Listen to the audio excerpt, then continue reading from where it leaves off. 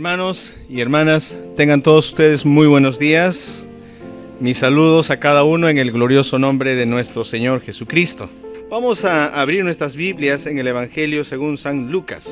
Por favor, en esta mañana nos corresponde el capítulo 22.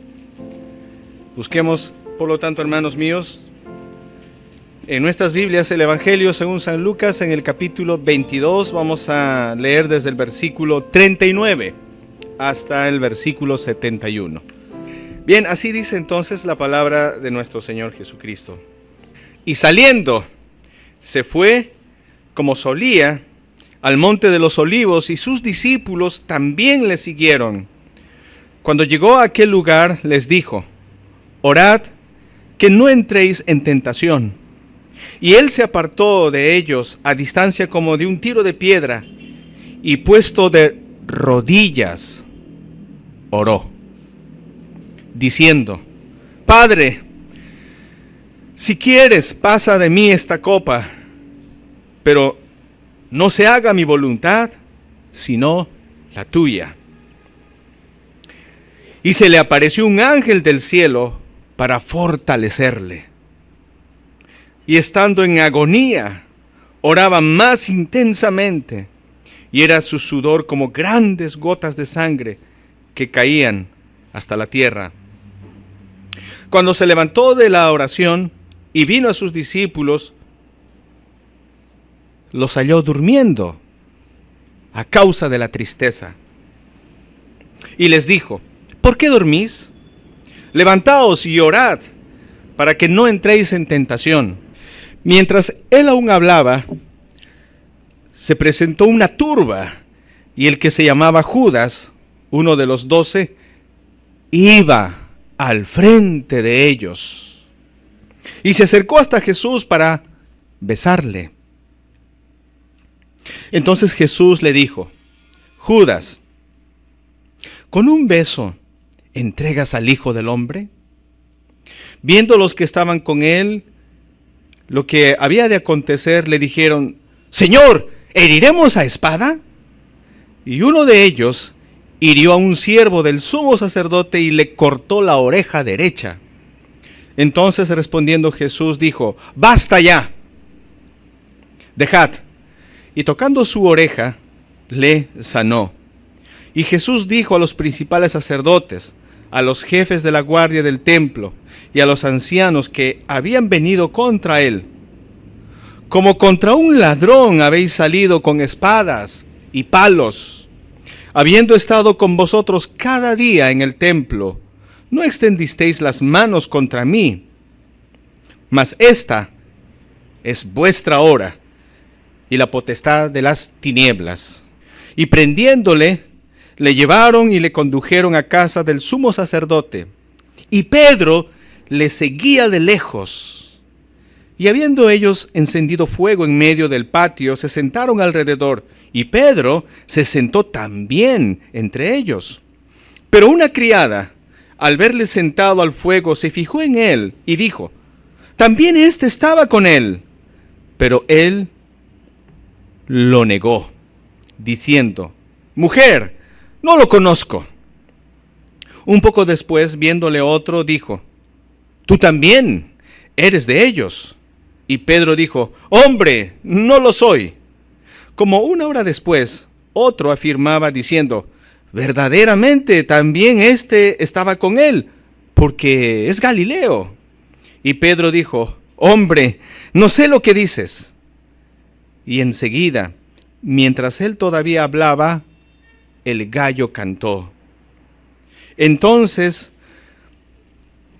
vuelto el Señor, miró a Pedro, y Pedro se acordó de la palabra del Señor que le había dicho: antes que el gallo cante, me negarás 3 veces. Y Pedro salió fuera, lloró amargamente. Jesús escarnecido y azotado. Y los hombres que custodiaban a Jesús se burlaban de él y le golpeaban, y vendándole los ojos, le golpeaban el rostro y le preguntaban diciendo: profetiza, ¿quién es el que te golpeó? Y decían otras muchas cosas, injuriándole. Jesús ante el concilio.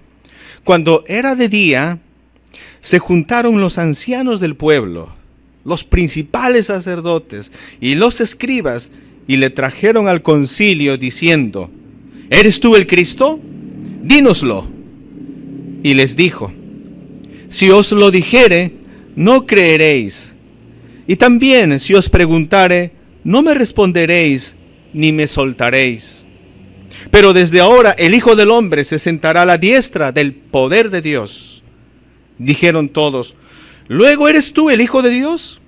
Y él les dijo: vosotros decís que lo soy. Entonces ellos dijeron: ¿qué más testimonio necesitamos? Porque nosotros mismos lo hemos oído de su boca. Hermanos, hasta aquí la lectura de la palabra del Señor. Obviamente, hermanos, estamos delante de una sección en la Biblia que es sumamente cargada de emoción. Esta es una sección que confieso, hermanos, con toda honestidad, que predicarlo para mí también resulta muy complicado, hermanos. ¿Por qué, hermanos? Porque estamos a punto de presenciar, hermanos, a través de su palabra, el sufrimiento al cual el Señor Jesús se enfrentó. Voluntariamente, por amor a nosotros. Y les digo, hermanos, desde ya antes de empezar la prédica, que no vamos a ser capaces de comprender el nivel ni la profundidad de la agonía, la Biblia dice, la agonía y el dolor a la que fue sometido nuestro Señor Jesucristo. Nunca lo vamos a poder entender, hermanos. Ni aunque leamos 1 y 1000 veces, hermanos. Pero el Señor quiere mostrarnos de esta manera su amor por nosotros. Así que, hermanos, vamos a acercarnos ante su presencia, vamos a pedirle en oración que Él nos enseñe. Acompáñenme, hermanos, por favor, hablemos con el Señor. Padre, amoroso Señor, verdaderamente tú nos amas, Señor. Has decidido entregar a tu Hijo Jesús como regalo. Has decidido que tu Hijo tenía que ir a la cruz del Calvario para pagar por nuestras culpas, por nuestro pecado. Acabamos de leer tu palabra, Señor, y te pedimos, ayúdanos, Padre. Danos la sabiduría que necesitamos. Danos el valor que necesitamos, Señor, para abrir bien los ojos y poder ver exactamente, Señor, qué está sucediendo. ¿Qué fue lo que tú tuviste que atravesar, Señor, por nosotros? Y sobre todo, Padre, que al salir de tu casa, salgamos, Señor, agradecidos, Señor, por lo que hiciste por nosotros. Dispuestos, Padre, a amarte, aún más de cómo te hemos amado al venir aquí esta mañana. Y a manifestar el amor hacia ti, el agradecimiento en obediencia, Señor. Obediencia, Padre. Enséñanos, Padre. Por favor, guíanos con tu Santo Espíritu. Danos sabiduría, danos entendimiento. Te lo pedimos, acercándonos en el glorioso y santo nombre de tu Hijo amado, nuestro bendito Señor, nuestro Salvador Cristo Jesús. Amén. Hermanos, en el libro de Isaías, en el capítulo 53, quiero empezar la prédica leyendo lo que más o menos 800 años atrás de este acontecimiento, el profeta Isaías había ya predicho. En Isaías, el capítulo 53 dice así: despreciado y desechado entre los hombres, varón de dolores, experimentado en quebranto, y como que escondimos de él el rostro. Fue menospreciado y no lo estimamos. Ciertamente llevó él nuestras enfermedades y sufrió nuestros dolores, y nosotros le tuvimos por azotado, por herido de Dios y abatido. Mas él herido fue por nuestras rebeliones, molido por nuestros pecados. El castigo de nuestra paz fue sobre él, y por su llaga fuimos nosotros curados. Hermanos, 800 años antes de lo que Lucas menciona, ya se ha profetizado, hermanos, el sacrificio y la muerte de nuestro Señor Jesús. Y lo que acabo de leer, hermanos, hemos leído juntos en Lucas capítulo 22, verso 39 en adelante, hermanos, es el inicio de la tortura y el dolor que asumió nuestro Señor Jesús. Él, efectivamente, Él es varón de dolores y experimentado en quebrantos. Y no es que recién aquí en Lucas 22 el Señor está sufriendo, no, hermanos, efectivamente Él, su vida fue caracterizada, desde que llegó a este mundo, hermanos, su vida de humillación fue caracterizada por la aflicción, fue caracterizada por el dolor. Hebreos 5:7 dice así: y Cristo, en los días de su carne, ofreciendo ruegos y súplicas, vuelvo a repetir, ofreciendo ruegos y súplicas, con gran clamor y lágrimas al que le podía librar de la muerte, fue oído a causa de su temor reverente.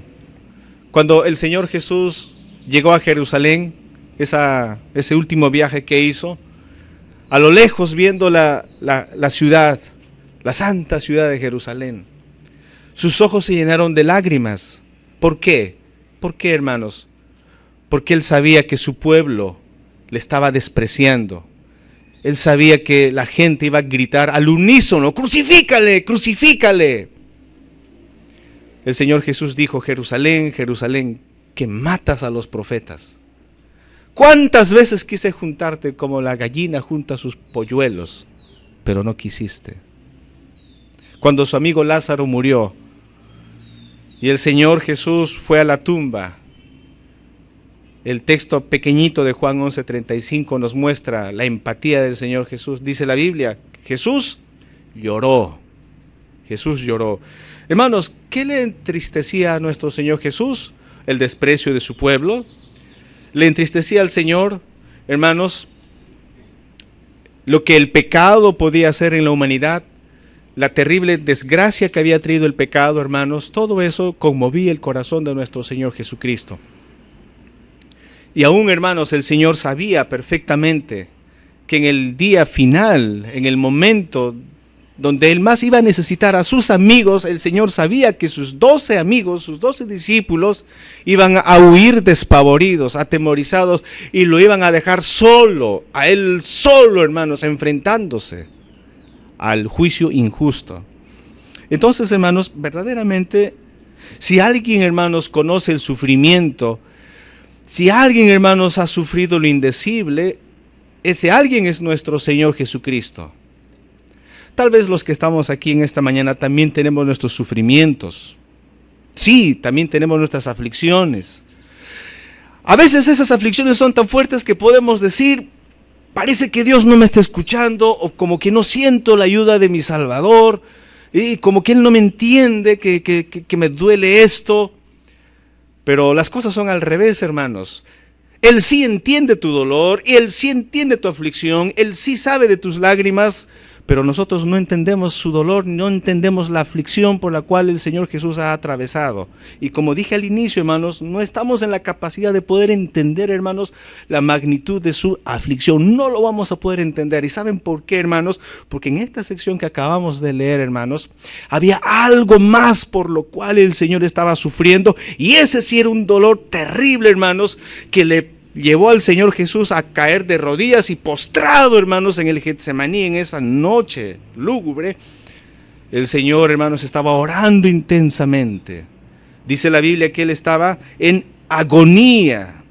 En el verso 44, y estando en agonía, oraba más intensamente, y era su sudor como grandes gotas de sangre que caían hasta la tierra. ¿Qué era aquello, hermanos, que había llevado a tal punto de angustia suprema a nuestro Señor Jesucristo? Que Él nunca, hermanos, miren, Él, cuando los discípulos estaban angustiados y preocupados, cuando el bote estaba a punto de hundirse, el Señor estaba durmiendo plácidamente. ¿Se acuerdan esa historia? Maestro, despierta, despierta, que perecemos. Y el Señor se levanta y con total calma y serenidad reprende al viento, reprende a las olas, y todo calma. El Señor, hermanos, siempre se ha mostrado así, firme, sin vacilaciones. Pero en este caso, hermanos, el Señor está totalmente angustiado y afligido. ¿Cuál es la razón?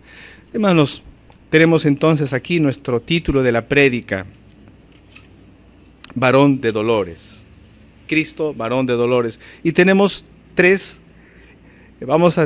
enseñanzas, tres etapas en el sufrimiento de nuestro Señor Jesús.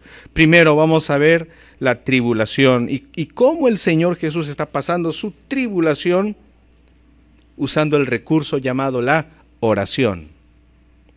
Y en esta prédica el Señor nos va a enseñar, hermanos, que es de hecho una realidad que cada creyente debe pasar por tribulaciones. Eso es, hermanos, algo axiomático, eso es verdad.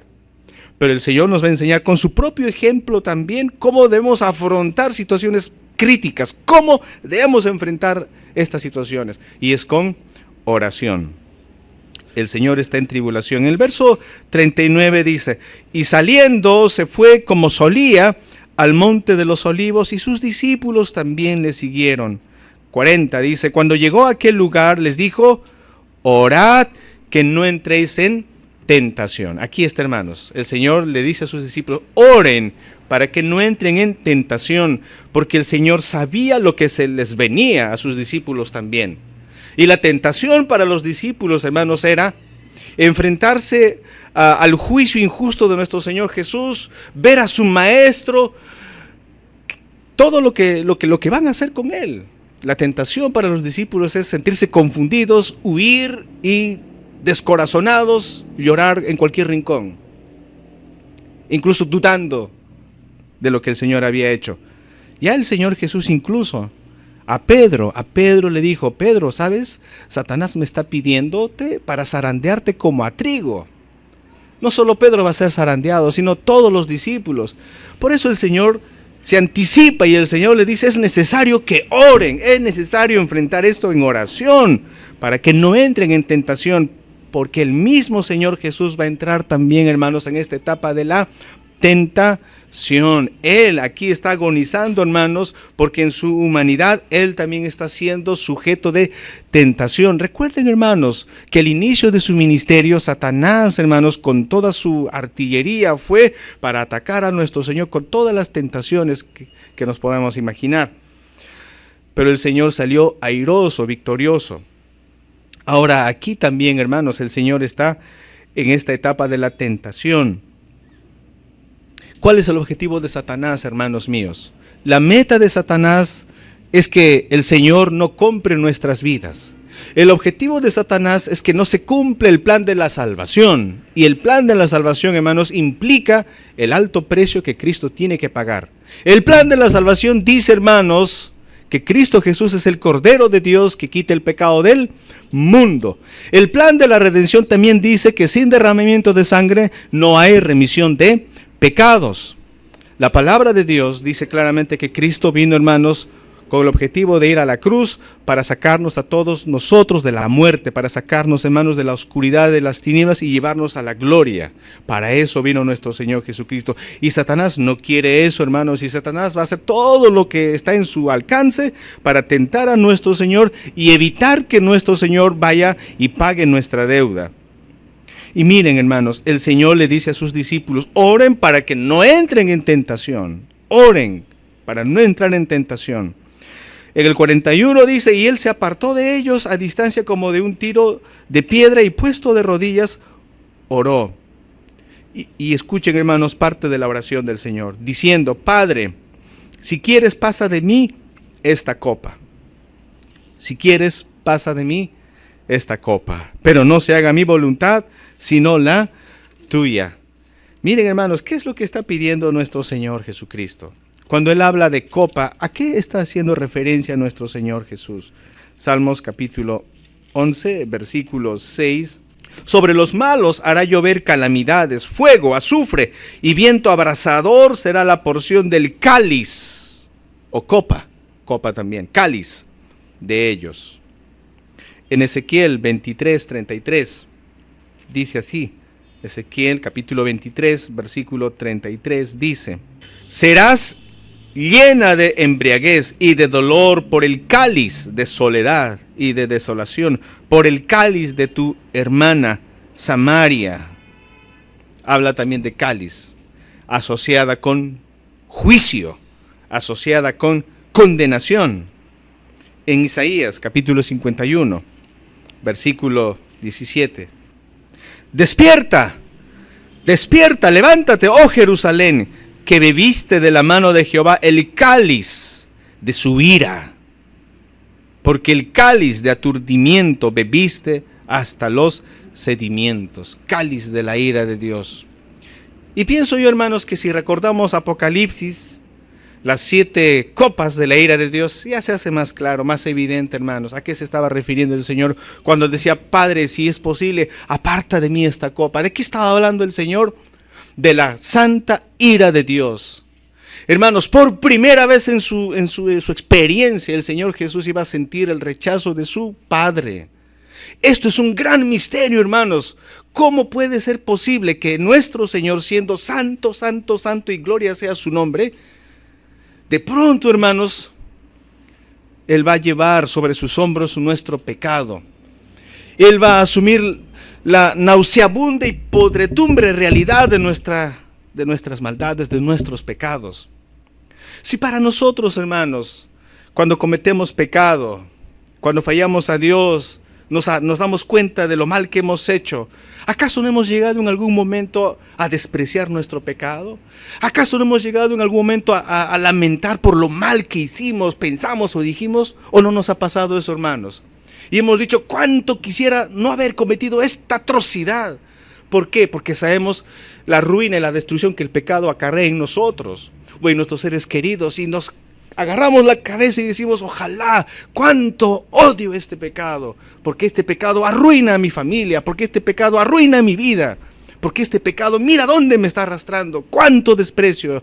Si nosotros, siendo hombres imperfectos, lamentamos el pecado, imaginémonos, hermanos, cuánto más nuestro Señor, que Él era santo, santo, santo, hermanos, sin pecado, y de pronto, hermanos, Él tiene que asumir nuestro pecado. Eso dice, hermanos, en 2 de Corintios, capítulo 5, versículo 21.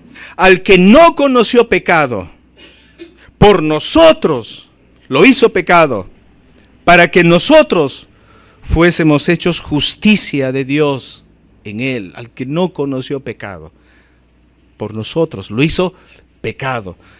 Es indescriptible, hermanos, por eso digo, no podemos imaginarnos cómo nuestro Señor se sintió en ese momento, asumiendo nuestras culpas, cargando en sus hombros todos nuestros pecados. Cerremos un momento nuestros ojos y pensemos, hermanos, en aquel pecado que tú dices: esto es lo peor que hice, esta es la peor vergüenza que tengo en mi corazón, esto no quiero que nadie se entere, jamás le contaría a él de esta aberración.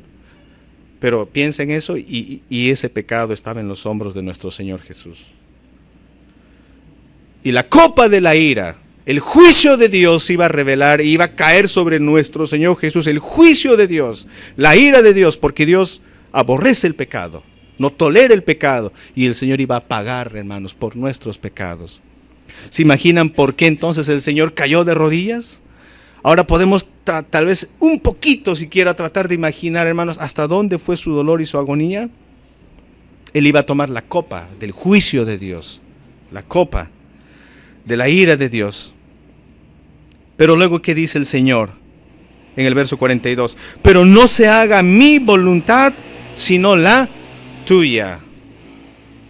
No se haga mi voluntad, Señor, sino la tuya. Hermanos, Satanás nos dice que la única manera de obtener satisfacción es que hagas tu propia voluntad como persona. Eso es lo que nos dice Satanás, hermanos. Voy a volver a repetir eso. Satanás nos dice, nos insinúa que la única manera en la que tú vas a ser verdaderamente tú y feliz y satisfecho es cuando haces prevalecer tu voluntad humana y no te sometes a la voluntad de Dios. ¿Por qué entonces pecamos, hermanos? ¿Por qué entonces caemos en desobediencia? Porque llega un momento donde decimos: mi voluntad es mayor que la voluntad de Dios. Mi voluntad y lo que yo anhelo, lo que yo deseo, esto es mejor que lo que Dios quiere para mí. Y por eso caes en pecado, de cualquier naturaleza, pero es así. Hermanos, y el Señor está enseñándonos aquí que aunque es difícil, hermanos, tenemos que decir: Señor, hágase tu voluntad. Esta es la oración de nuestro Señor. Hermanos, y no nos parece tampoco extraño, por lo tanto, que en el verso 43, estando nuestro Señor en esa situación, por misericordia, Dios, nuestro Padre Celestial, manda un ángel para fortalecer al Señor. Miren, el verso 43 dice, y se le apareció un ángel del cielo para fortalecerle. Pero me pongo un poco más a pensar, un ángel, una criatura, ¿cómo podría fortalecer a Jesús si Él es Dios, soberano, majestuoso? Y un ángel es una criatura nada más. ¿Cómo podría fortalecerle? Pero bueno, hermanos, la presencia de los ángeles siempre han estado al lado del Señor cuando Él nació, cuando Él se fue a los cielos. De alguna manera, hermanos, la presencia de este ser angelical era una muestra de que su Padre estaba con Él, de que su Padre estaba acompañando a su Hijo y de que en alguna manera este mensajero iba a estar allí para fortalecer a nuestro Señor Jesús. Y el 44 dice, y estando en agonía, oraba más intensamente, y su sudor era como grandes gotas de sangre que caían hasta la tierra, como grandes gotas de sangre. Hay una palabra médica que es la palabra hematidrosis. ¿Y qué es básicamente la hematidrosis? Bueno, hermanos, es cuando los vasos o los capilares, ¿no?, nuestras venitas, vamos a decir así, llegan a colapsar y la sangre empieza a fluir y se mezcla con el sudor, y básicamente eso es lo que había sucedido con nuestro Señor Jesucristo. Es decir, hermanos, nuestro Señor en su naturaleza humana, piensen esto, Él sin pecado, Él perfecto, Él santo, el Señor, hermanos, era bastante sensible. Frente al pecado Él era sensible, Él no toleraba el pecado. Recuerden, el Señor es santo, santo, santo. El Señor Jesús nunca va a tolerar pecado, jamás. Pero de pronto Él tiene que cargar nuestro pecado. Él tan sensible que es cargando nuestro pecado, nuestras atrocidades. Imagínense la angustia extrema, su oración tan suplicante y la sensibilidad que tiene nuestro Señor. Todo esto se ha combinado, hermanos, para resultar en una tensión terrible a la que fue sometida nuestro Señor Jesús. No nos parece raro entonces que haya pasado esta dilatación de los vasos capilares subcutáneos al punto de colapsar y se mezcla con con las glándulas sudoríparas, el sudor, y empieza a caer sangre. Ninguno de nosotros ha sufrido a ese nivel, hermanos. Nadie va a sufrir. Y el Señor es bien claro cuando dice en Hebreos capítulo 12, verso 3 y 4. Voy a leer, hermanos, Hebreos capítulo 12. Anotemos, por favor. Hebreos capítulo 12, versículo 3 y 4 dice así. Considerad a aquel que sufrió tal contradicción de pecadores contra sí mismo, para que vuestro ánimo no se canse hasta desmayar, porque aún, y escuchen, hermanos, esto, porque aún no habéis resistido hasta la sangre. Repito, porque aún no habéis resistido hasta la sangre, combatiendo contra el pecado. Y aquí está, hermanos, en primer lugar, entonces, la agonía, la aflicción de nuestro Señor Jesucristo. Hubo la necesidad de mandar un ángel para que le reconforte. Y mientras tanto, ¿qué estaban haciendo sus discípulos, hermanos? ¿Qué estaban haciendo sus amigos? ¿Estaban ahí también ellos orando intensamente, hermanos? ¿Qué está haciendo la iglesia, hermanos, en momentos difíciles? Dice el verso 45, cuando se levantó de la oración y vino a sus discípulos, los halló durmiendo a causa de la tristeza. Y les dijo, ¿por qué dormís? Levantaos y orad. Otra vez dice el Señor, orad para que no entréis en tentación. Hermanos, el Señor Jesús sale victorioso de esa agonía en el Getsemaní. El Señor sale victorioso. Ahora Él está decidido a salvarnos. Ahora Él, yo me imagino, sereno y calmado, valiente el Señor, ahora sí va a enfrentar lo que viene a continuación. Y con eso en mente pasemos al segundo punto de nuestra meditación. Tenemos aquí, en segundo lugar, la traición, la negación. Pero en medio de todo eso vamos a ver la misericordia del Señor Jesús. Vamos a ver aquí, hermanos, aún en su momento difícil, el Señor va a mostrar compasión. El Señor va a mostrar misericordia. Todo dentro del cuadro de aplomo y serenidad de parte de nuestro Señor. No vamos a ver aquí al Señor ahí tembloroso, ahí dubitativo, ahí no. Vamos a ver aquí al Señor valiente, presto, sereno, por amor a nosotros. Hermanos, si alguna vez alguien te ha traicionado, ¿cómo se siente ser traicionado, hermanos? ¿Cómo se siente ser traicionado por alguien al que tú consideras cercano a ti, un amigo, una amiga? ¿Cómo nos sentimos cuando afrontamos la traición, hermanos? Es horrible, ¿verdad? Es espantoso. Es lo peor.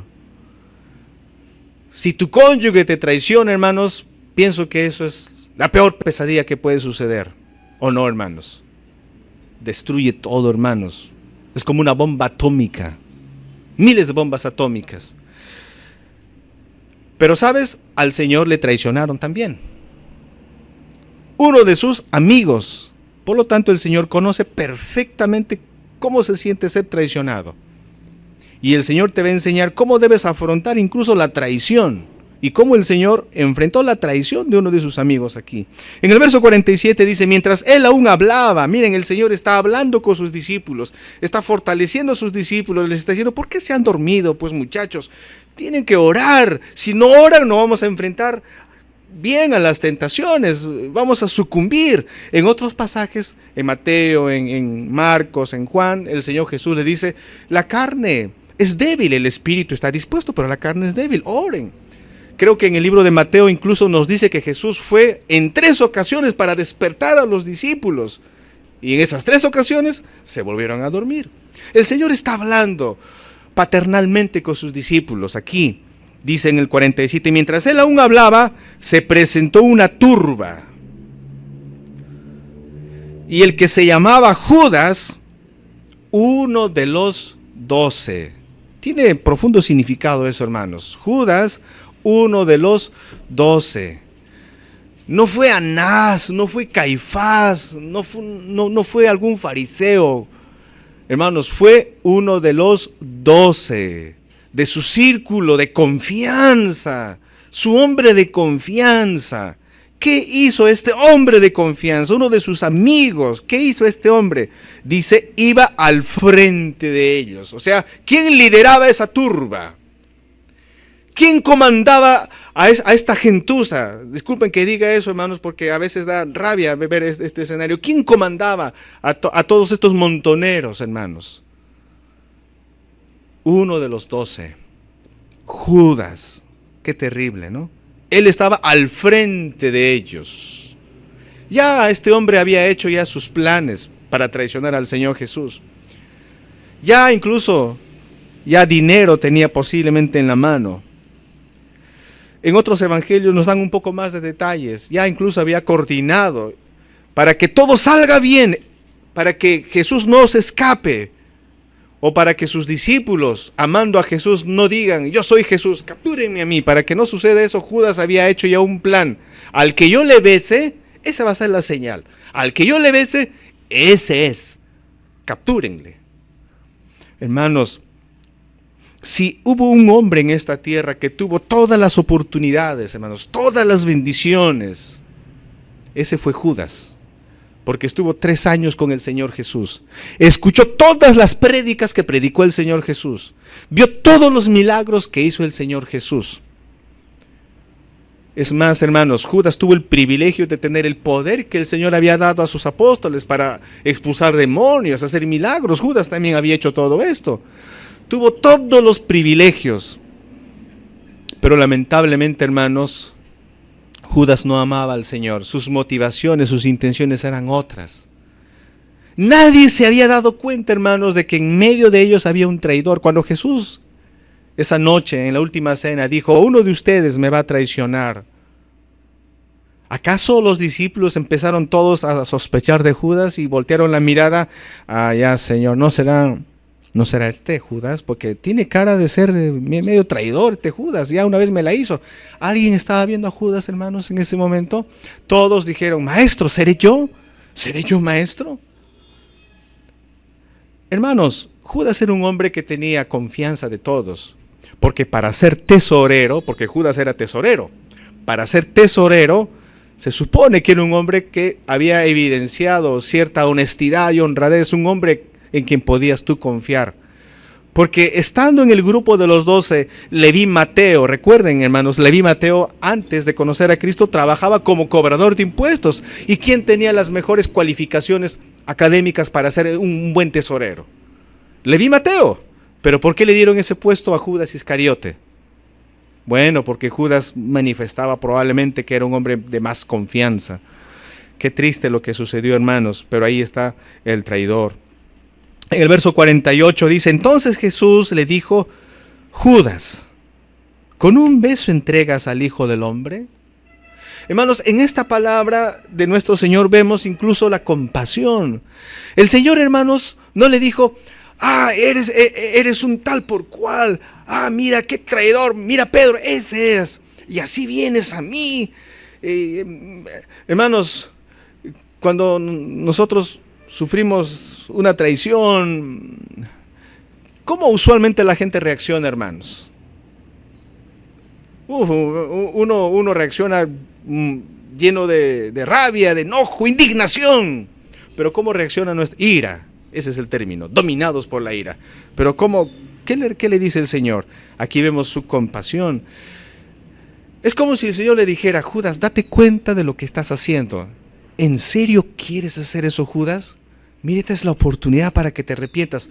¿Vas a hacer esto, Judas? Mira, en otro libro dice incluso, amigo, ¿a qué vienes? Entonces Jesús le dijo, Judas, ¿con un beso entregas al Hijo del Hombre? Viendo los que estaban con él lo que había de acontecer, le dijeron, Señor, ¿heriremos a espada? Sí había indignación, pero no era el Señor que estaba dominado por la ira, no. Eran sus discípulos los que estaban ahí molestos y estaban ahí listos. ¿Se acuerdan que en la prédica pasada Jesús les había dicho, vendan su camisa y compren una espada, 2 espadas? ¿Se acuerdan? Parece que ellos ya tenían espada, ¿no? Por lo menos uno de ellos tenía una espada. Y le dijo, Maestro, ¿ahora es cuándo, Señor? ¿Ahora es cuándo? Vamos a hablar sobre esto en breves instantes, en un segundo, hermanos. Pero quiero que vean, hermanos, que aún en su momento de aflicción, nuestro Señor sigue siendo compasivo, quiere dar oportunidades. Él le está tratando amablemente a Judas, hermanos. Y aquí vemos, hermanos, en medio de todo esto, vemos la misericordia del Señor. Vamos a seguir adelante. En el versículo 50 dice, y uno de ellos hirió a un siervo del sumo sacerdote y le cortó la oreja derecha. Lucas no nos menciona el nombre de la persona que sacó la espada encolerizado y le rebanó la oreja al siervo del sumo sacerdote. Mateo no nos dice tampoco el nombre de esa persona. Marcos tampoco no nos lo dice, pero Juan sí nos cuenta el nombre de la persona. ¿Y quién era el que había sacado la espada? El apóstol Pedro. ¿Y cómo se llamaba el sirviente del sacerdote que perdió la oreja en ese incidente? Malco. ¿Y por qué Lucas no nos dice el nombre? ¿Por qué Mateo no nos dijo el nombre? ¿Y por qué Marcos no nos dijo el nombre? Gracias a Dios tenemos el Evangelio de Juan, y Juan sí nos menciona. ¿Saben por qué, hermanos? Y esto es una prueba de la historicidad de la Biblia. Esto es una prueba de la historicidad del relato bíblico. Bueno, Mateo, Marcos y Lucas se escribieron en una época temprana, hermanos. Más o menos este libro de Lucas se habrá escrito, si tengo acá la referencia. Lucas se escribió más o menos entre el año 62 y 67 del primer siglo. En esa época se escribió Lucas.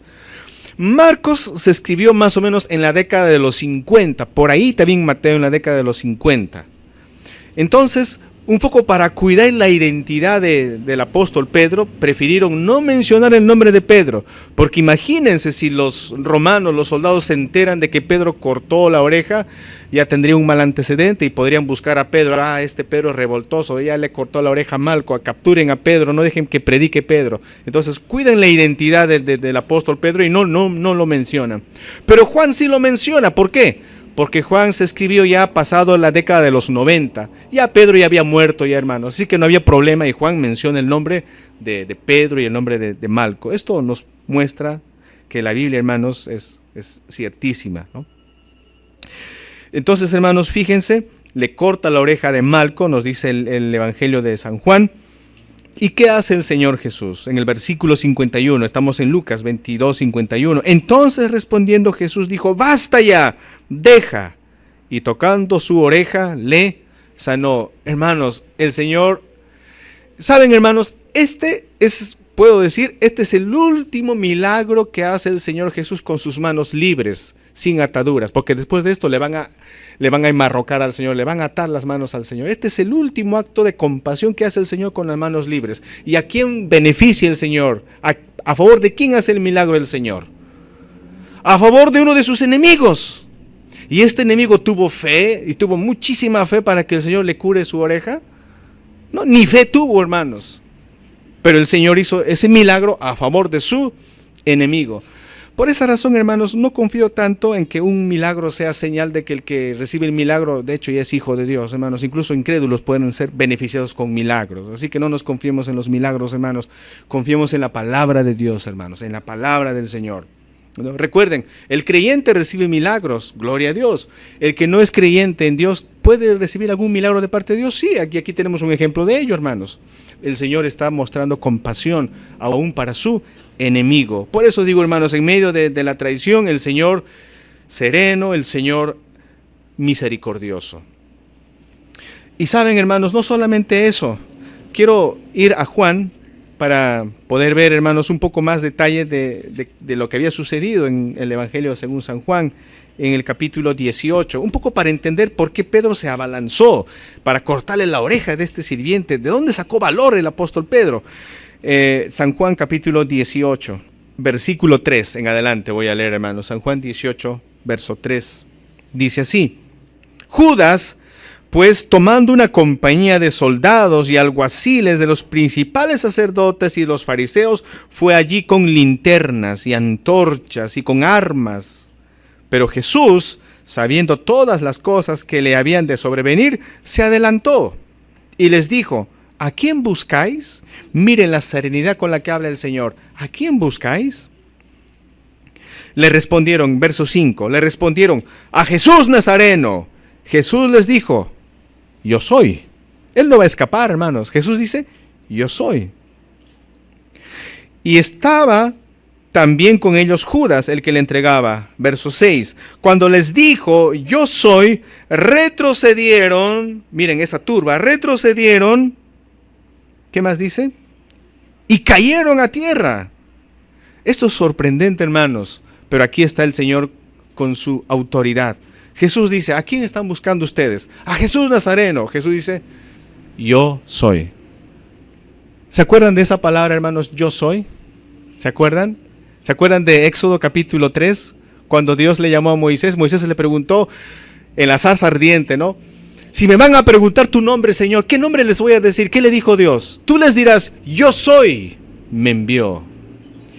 ¿Y qué dice aquí Jesús, hermanos? Cuando están ahí estos malos, ¿qué dice Jesús? Yo soy. Pueden pensar, hermanos, en ese momento, ¿por qué retrocedieron estas personas? ¿Por qué se cayeron al suelo, hermanos? Estaban enfrentándose al poder de Dios. Yo soy. Piensen en Pedro. Pedro de pronto ve a todos estos montoneros que se están cayendo. ¿Y qué diría Pedro? El Señor tiene poder. Yo tengo mi espada. Ahora es cuando, Señor. Ahora es cuando. Bravo, Señor. Sí se puede. Con tu poder más mi espada. Pero, hermanos, no iba a suceder eso. En el verso 7 dice: volvió pues a preguntarles: ¿a quién buscáis? Y ellos dijeron: a Jesús Nazareno. Respondió Jesús: os he dicho que yo soy. Pues si me buscáis a mí, dejad ir a estos. Si me buscan a mí, aquí estoy. Pero no impliquen a mis discípulos. Ellos no son responsables de nada. Déjenlos en libertad. No capturen a mis discípulos. Miren, hermanos, el Señor misericordioso, aún preocupándose por la integridad física de sus discípulos. ¿Cómo no nos puede entender el hermano en nuestras pruebas? ¿Cómo en algún momento podríamos dudar si tenemos dificultades, que el Señor tal vez no me entiende, que el Señor no sabe, Él no me escucha? Él, hermanos, está pensando en nosotros en todo momento. Y Él fue a la cruz por nosotros. Lucas 22:52. Y Jesús dijo a los principales sacerdotes, a los jefes de la guardia del templo y a los ancianos que habían venido contra él: como contra un ladrón habéis salido con espadas y palos, habiendo estado con vosotros cada día en el templo, no extendisteis las manos contra mí, mas esta es vuestra hora y la potestad de las tinieblas. El Señor les llama la atención y les dice: miren, he estado todos los días, ustedes me han visto enseñando en el templo y no me han podido capturar. Pero sin embargo ustedes en la oscuridad hacen sus maldades. Esta es la hora de las tinieblas. Esta es la hora de ustedes. Ustedes hacen así. Hermanos, todo esto el Señor lo hizo por amor. Avanzando, hermanos, en nuestra meditación, pasemos ahora al fracaso de Pedro, la negación de Pedro. Pedro amaba al Señor. Pero ¿cuál era el problema de Pedro, hermanos? Pedro estaba confiando en su amor por el Señor. Pedro estaba confiando en su decisión por seguir fiel al Señor. Pero lamentablemente el amor humano, hermanos, ¿es perfecto? No. Lamentablemente la voluntad y la decisión del hombre, hermanos, nuestro compromiso es firme en momentos críticos o nos desanimamos. Saben, hermanos, el Señor le quiere enseñar aquí a Pedro y a nosotros también, hermanos, que si vamos a seguir fiel al Señor Jesucristo, tenemos que confiar en el poder del Espíritu Santo. En Juan, en el capítulo 15, hermanos, Juan capítulo 15, que es la narración de la última cena, Jesús dijo: separados de mí, nada podéis hacer. Es bien claro. Y como que Pedro dijo: un momentito, Señor, si todos te niegan, yo no, Señor. ¿Por qué? No. Pero saben, hermanos, Pedro vio su fracaso. Pedro, hermanos, yo sé que ama al Señor. Es más, es valiente Pedro, porque por lo menos es el único que sigue a dónde se lo llevan a Jesús, porque los demás ya no estaban allí. Pedro sí, hermanos. Pedro no se quiso ir. Pedro dijo: voy a ver a dónde llevan a mi maestro. Y siguió a la turba y se lo llevaron pues a la casa de Anás, de este hombre perverso, Anás, que era el sacerdote en esa época. Y luego se lo llevaron a la casa de Caifás. Y ahí estaba Pedro, hermanos. Y Pedro tuvo el valor de sentarse al lado de la gente, exponerse a que le reconocieran. Pero Pedro estaba ahí, de lejos, pero quería ver qué pasaba con su Señor. Lamentablemente para él, y no estaba preparado para esto, una mujer, una sirvienta probablemente, se fija y dice: oye, este hombre también estaba con el Nazareno. Le tomó por sorpresa a Pedro, hermanos. Le tomó por sorpresa. ¿Y qué hace Pedro? No lo conozco, mujer. No sé de quién me estás hablando. Otra persona le ve y le dice: sí, tú estabas verdaderamente tú estabas con el Nazareno. Además, tú eres Galileo. Tu dejo te delata, ¿no? Es como cuando algún hermano de Venezuela viene y quiere decir: soy peruano. Y yo le voy a decir: ¿y qué tú vas a querer? ¿No? ¿Por qué venezolano, no? Seguramente el Galileo hablaba como Galileo, norteño, se le nota el dejo. Y el hombre dice: no, hombre, yo no sé de qué estás hablando. No conozco a ese hombre. 3 veces. Hermanos, su amor por el Señor, su valentía se esfumaron, desaparecieron en ese momento. Y Pedro luego entendió que si él va a seguir a Cristo, hermanos, que si él va a ser discípulo del Señor, es unido a Cristo, porque separados de mí, nada podéis hacer. Hermanos míos, si somos cristianos, ¿por qué somos cristianos? ¿Qué nos motiva, qué nos impulsa a seguir en los caminos de Cristo? ¿Es tu propio amor por el Señor? ¿Es tu decisión?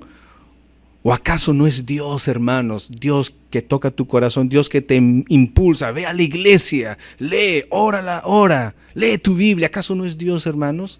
Si fuera por nosotros, ¿leeríamos la Biblia? No, pasaríamos más tiempo en el TikTok, en las redes sociales, conversando sobre cómo fue el partido del día pasado. Si fuera por nosotros, hermanos, pero es por la gracia de Dios. Pero saben, hermanos, voy a leer el verso 61, porque este verso, hermanos, es muy importante, como todos los versículos, pero el tiempo es corto y quiero ver el 61 con ustedes. Dice: después de que Pedro ha negado, hermanos, al Señor, cantó el gallo. Después de la caída de Pedro, miren lo que pasa en el 61. Entonces, vuelto el Señor, miró a Pedro. Y esto, hermanos, es importante. Entonces, vuelto el Señor, miró a Pedro. Yo no sé, hermanos, en qué situación estaría el Señor. Si tal vez estaría tirado en el piso, en algún rincón. Pero recuerden que están flagelando al Señor, están torturando al Señor. Pero aún así, hermanos, el Señor sabe que Pedro está allí. Y el Señor sabe que Pedro le ha negado. ¿Y qué hace el Señor, hermanos? Todo golpeado y amoratado probablemente, levanta la mirada y sabe dónde está Pedro. Y sabe dónde están los ojos de Pedro. Y el Señor directamente le ve a los ojos de Pedro. Así como nos ha visto a nosotros, hermanos, cuando le fallamos, cuando desobedecemos al Señor. ¿Quién es el que nos convence que hemos pecado? ¿Quién es el que pone pesar aquí en nuestro corazón para que lloremos amargamente, hermanos, aborreciendo nuestro pecado? ¿Quién lo hace, hermanos? ¿Quién nos mira a los ojos? ¿Acaso no es nuestro bendito Señor? Y aquí está el Señor, está viendo a Pedro. ¿Y qué pasa cuando el Señor pone la mirada en Pedro? Y Pedro ve a su Señor. Dice la Biblia, y Pedro se acordó. Pedro se acordó de la palabra del Señor. Ahí parte, hermanos, el arrepentimiento. El cristiano no es perfecto, pero el cristiano que le desobedece al Señor, hermanos, tiene que arrepentirse. Y aún incluso, hermanos míos, el arrepentimiento es una dádiva del Señor, es un regalo del Señor. Aquí el Señor está moviéndole a Pedro y Pedro se acordó. Si el Señor no lo hubiese visto a Pedro, ¿creen que Pedro se hubiese acordado? No, el Señor le vio y seguramente con la mirada. ¿Qué te dije, Pedro? ¿Ahora entiendes, Pedro? Sin mí no puedes hacer nada. ¿Ahora sabes, Pedro? ¿Y qué diría Pedro, hermanos, con la mirada al Señor? Señor, perdóname. ¿No? Verso 62. Y Pedro, saliendo fuera, lloró amargamente, porque traicionó a su Señor. Lloró amargamente. Más adelante veremos qué pasó con Pedro, hermanos, pero todo esto es lo que el Señor tuvo que enfrentar. Y para concluir, hermanos, la tercera enseñanza, el sufrimiento a causa de la injusticia, el sufrimiento a causa de la injusticia. Del verso 63 al verso 71, vemos aquí, hermanos, la comedia llamada juicio que le hicieron a nuestro Señor Jesús. Aquí se violaron todos los derechos de nuestro Señor Jesús. Aquí hicieron abuso de autoridad en contra de nuestro Señor Jesús, hermanos. Y el Señor tuvo que atravesar todo eso por amor a nosotros. Voy a mencionar algunos textos bíblicos, ya no los voy a leer, hermanos, por la premura del tiempo, pero voy a pedir que anoten, hermanos, para que en casa con calma lo puedas leer. En Deuteronomio capítulo 16, versículos 18 al 19, Deuteronomio capítulo 16, versos 18 al 19, Dios está ordenando que en cada pueblo existan jueces, pero hombres de verdad, gente proba, gente que no se deje corromper ni comprar, gente que administre bien la justicia. Dios ha ordenado eso, hermanos. Y aquí en el juicio que le hacen al Señor Jesús, vamos a ver que en realidad esto no es un juicio, hermanos. En realidad esto es un complot para matar al Señor. Esto no es juicio. Esto es un complot para liquidar a nuestro Señor. ¿Saben por qué? Porque los líderes religiosos, los fariseos, los saduceos, toda esta casta de Anás, Caifás, toda esta gente, hermanos, ya habían dictaminado matar a Jesús de Nazaret. Desde mucho antes, solo que estaban buscando el momento para matarle y no podían hacer nada hasta que Judas traicionó al Señor. Pero esto no es un juicio. Si lo vemos, hermanos, en realidad esto es un complot. Y son corruptos ellos. ya habían acordado matarle. En Juan 11:53, tomemos nota, en Juan 11:53 claramente dice, habían dispuesto a matarle. Hermanos, esto tampoco es un juicio. ¿Por qué razón? Primero, porque según la ley no se podía celebrar juicio durante la noche. Y fíjense que aquí capturaron al Señor de noche y lo enjuiciaron de noche. La ley decía, juicio de noche no se celebra. Esa era la ley de los judíos. De noche no se celebra, porque no va a ser que el juez esté dormitado y dormitado haga mal su decisión. De noche no se hace juicio. Número uno, y aquí no cumplieron eso. Número dos, si una persona era considerado culpable, tenía que haber testigos auténticos, testigos para corroborar. Y tuvieron que contratar falsos testigos, pagar a falsos testigos para que hablen en contra del Señor. Y no se está cumpliendo entonces el debido proceso. Otra cosa importante, la ley de los judíos también decía que no se puede, hermanos, juzgar delitos capitales en días festivos. Y aquí estábamos en la Pascua y no les importó. Y en plena Pascua ellos quieren condenar a nuestro Señor Jesús. Otra cosa, la ley también decía que no puedes condenar a una persona por su incriminación. O sea, si alguien se incrimina y alguien dice, sí, soy culpable, por su propia boca no lo puedes condenar. Ese veredicto de esa persona no vale, tiene que corroborarse y probarse. Pero aquí, hermanos, cuando Jesús dijo y aceptó que Él es el Mesías, ¿qué dijeron los líderes? Dijeron, ahí está, lo han escuchado por su propia boca, ¿qué más testigos necesitamos? Acaba de confesar que Él se hace el Mesías, es un blasfemo, es un blasfemo. Y la ley no admitía eso, hermanos, no admitía eso. Y todo eso, hermanos, hicieron en contra de nuestro Señor Jesucristo. Efectivamente, hermanos, el Señor vez tras vez siempre ha manifestado que Él es el Mesías. Por ejemplo, en Lucas capítulo 4, verso 21. Y comenzó a decirles, hoy se ha cumplido esta escritura delante de vosotros. El Señor está en Nazaret, está predicando del libro de Isaías, y el Señor cierra el libro y dice, se ha cumplido la palabra, aceptando que Él es el Mesías. En Juan capítulo 4, verso 25 y 26, cuando Jesús hablaba con la mujer samaritana, ¿se acuerdan ese incidente? La mujer samaritana le dijo, sabemos, el Mesías vendrá y nos aclarará muchas cosas que tenemos en duda. Cuando el Mesías venga, dijo esta mujer. ¿Y qué le contestó el Señor? Mujer, yo soy el que habla contigo. El Señor es el Mesías. Y aquí el Señor va a decirles a estas personas y le van a acusar de blasfemia, injusticia. En el mundo vamos a encontrar injusticias, hermanos míos. Y el Señor en carne propia pasó todo esto.